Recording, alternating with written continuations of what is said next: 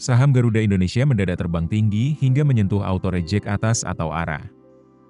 Pada perdagangan Senin, 10 Agustus 2026, saham berkode GEA ditutup melonjak 33,33% ke level Rp72 per saham, dengan volume transaksi mencapai sekitar 1,65 miliar saham. Lonjakan ini terjadi di tengah rumor konsolidasi Garuda Indonesia dengan pelita air, sekaligus penantian investor terhadap laporan keuangan kuartal 2 2026. Namun, kenaikan harga saham tersebut belum serta-merta mencerminkan perbaikan fundamental Garuda. Head of Research Kium Sekuritas Indonesia, Liza Camelia Suryanata, menilai penguatan GEA lebih mencerminkan spekulasi pasar terhadap wacana merger yang hingga kini belum memiliki bentuk transaksi final. Manajemen Garuda memang telah mengonfirmasi adanya pembahasan konsolidasi dengan pelita air. Namun, mekanisme dan struktur transaksinya masih belum diputuskan. Di saat yang sama, laporan keuangan kuartal 2 2026 Garuda juga masih dalam proses audit. Jika melihat kinerja terakhir, tekanan Garuda belum sepenuhnya hilang. Pada kuartal 1 2026, pendapatan perusahaan tumbuh 5,36% secara tahunan. Namun, Garuda masih membukukan rugi bersih 47,72 juta dolar Amerika Serikat, meski kerugian tersebut menyusut lebih dari 46% dibandingkan tahun sebelumnya.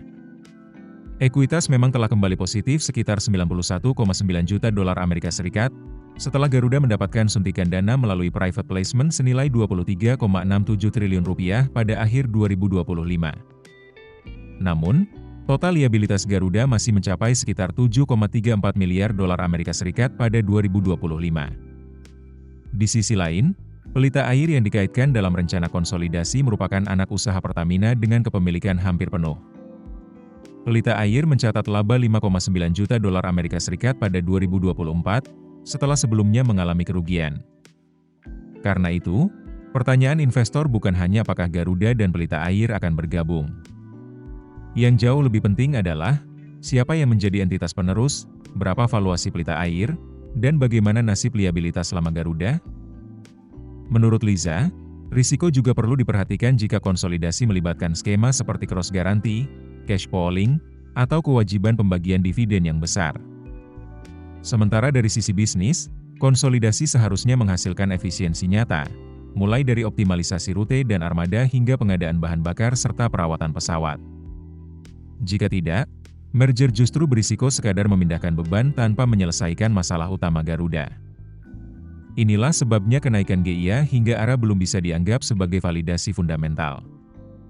Pasar kini menunggu dua hal, kejelasan struktur konsolidasi dan laporan keuangan kuartal 2 2026. Sebab, tanpa restrukturisasi dan perbaikan model bisnis yang terukur, rally saham Garuda saat ini masih lebih banyak bertumpu pada ekspektasi dan spekulasi, bukan pada pemulihan kinerja yang berkelanjutan.